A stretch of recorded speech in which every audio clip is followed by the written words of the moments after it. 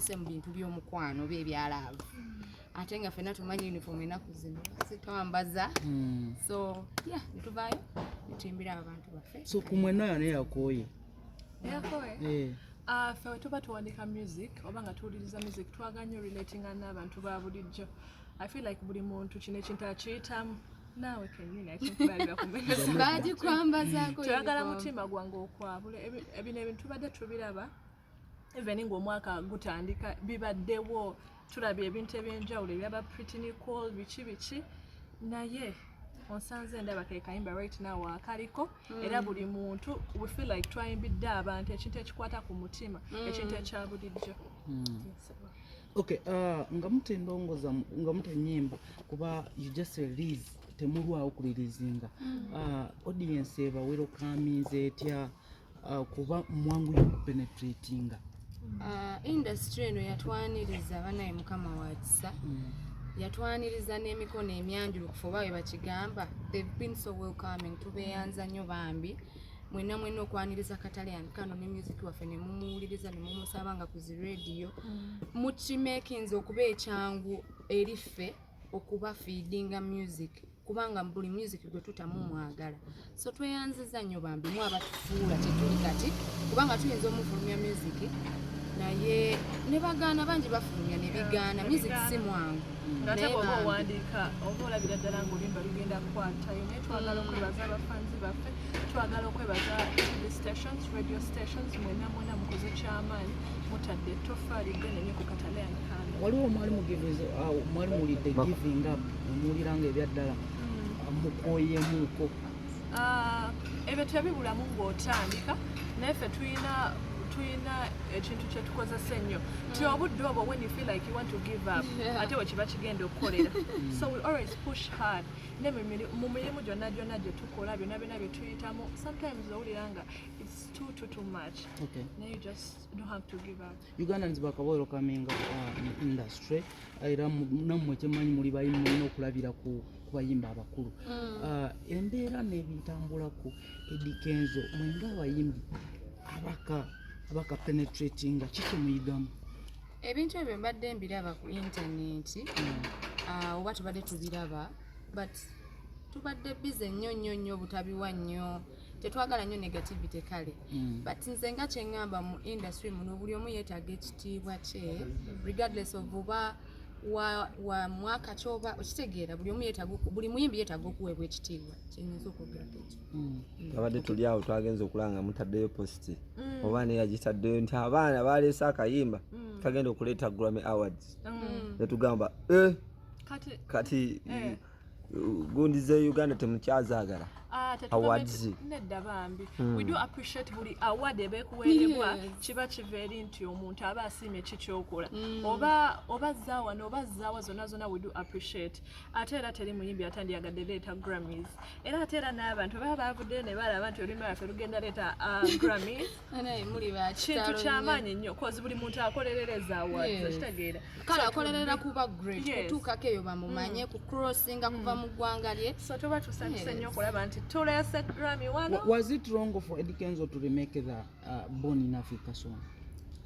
I feel like omuntu asobola okukola kyayagala kyonna ebiseera kaŋŋambe bwe twatandikira nga we had our music naye nga bwe tutambula kale eyo bakugamba yimba mukana akayimba ak'omuntu gundi ne gundi tosobola gana kayimba tosobola gana kubanga we appreciate them tubasaamu ekitiibwa tubaagala nnyo nti be bakola industry eno okusooka nga ffe tetunaba nagiyingiramu so okuyimba oluyimba lwe obanga amuwa ekitiibwa obanga amuwa what they deserve so okay Kataleya Nkanda yo young girls mwajjewa concept ey'okuyiya oluyimba mbadde namwe mwaluwandiise waliwo yali bawandiikidde mwakikoze mutya? First of all naffe Kataleya Nkanda tuli bawandiisi but era sometimes emitwe ebiri oba weetaagako omuntu akuyambako so ku luno oluyimba specifically onsanze ndaba twatula wansi ne some guy bamuyita Abenke ne tuluwandiika ng'era lwakolebwa Atin ne sim video yagikwata yali Darlington yetaata yes lwaki mwasazeewo okugenda gikolera mu kyalo onsanze nda mwabesinze ku baana bali abali mu kyalo abatannalabuka oba nammwe mu industry bamaze batomezaamuuko? No, we want to appreciate African culture. Naffe fenga abantu nti we are African. So twayagadde tuveeyo tulage ku nature, tutegera obulamu bwa bulijjo. Kubanga ffe neyo gye tutandikira ssebo. Buli omu alina ekyalo, so we felt like, yeah. Tuli mu wiiki ya Chameleon naye abayimbi temukoze kimala kusupportinga Chameleon. Chameleon tumwagala nnyo ate respect him so much. Fengaffe tulina kye twakolawo fengaffe. Tetuyinza oba tetwavaayo okulaga nti ki oba ki, but we did something for him. Era we are so supportive. Mukama muyambe Friday no mwenna mujja tugende mu Enkuba tetonnya. Enkuba tetonnya. Tusaba buli kimu kigende bulungi. Naye waliyo abayimbi abamu abava ne bagamba nti ebintu bya ddiwo tebikola naye nga mulemeddewo. Kisa kya Abaana Katonda obuwala. Mwaba tusaamu amaanyi mwaba tusupportinga buli kaseera ne tukeera ku makya music ne tumuta abantu ne bamuwulira. Naffe kitulaga wali olimyeko ebintu nga byolima bibala tosobola koowa. Kati naffe tulinga abali mu nnimiro buli kye tulima kissa ne kibala era tukyebaliza Katonda ekyo mwebale twagala. Naye lwaki muta music back to back nga muta kano kaba kakakwatayo tukyakanyumirwa ne mwongerako akalala tukaba kakakwatayo ne mwongerako akalala? Music tulina mungi kangambe bwentyo ne bafaani tulina bangi. Management social media platforms zaffe ziliko enamba zaffe zonna where you can get us from. Temutya abantu. Nga ddiwo muli bikyala birungi. That's one. Two, studio mugendayo naani kuba ba producer be Uganda. Tebakubye bibatu bitoke birigwa. We have a team. Yeah, we have a team. Studio mugendayo ne? We have a team that we work with. Everything kibeera nga kiri plan. Tetusobola kera ku manchane tugana tugende mu studio nga tetwakiteesaako. Titujja kubeerayo. So everything is planned. Okay, to make that question more clear. Muyina abasajja kuba ennaku zino ebigenda mu maaso ku social media bitiisa.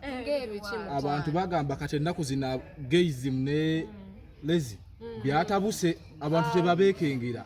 Muyina abaami? Fengaffe tetulina abaami. Oba munoonya? Tetulina abaami right now. Nze mundeseewa. But we are straight, like we are so straight. Akade kanatuuka nga tufunye abasajja baffe mujja balalaga. Wanjima. Wajja sooka ommanya. Tweyanziza. Tuwemu akapera kayimba kaffe akapya. Akonsanze ndaba. Okay.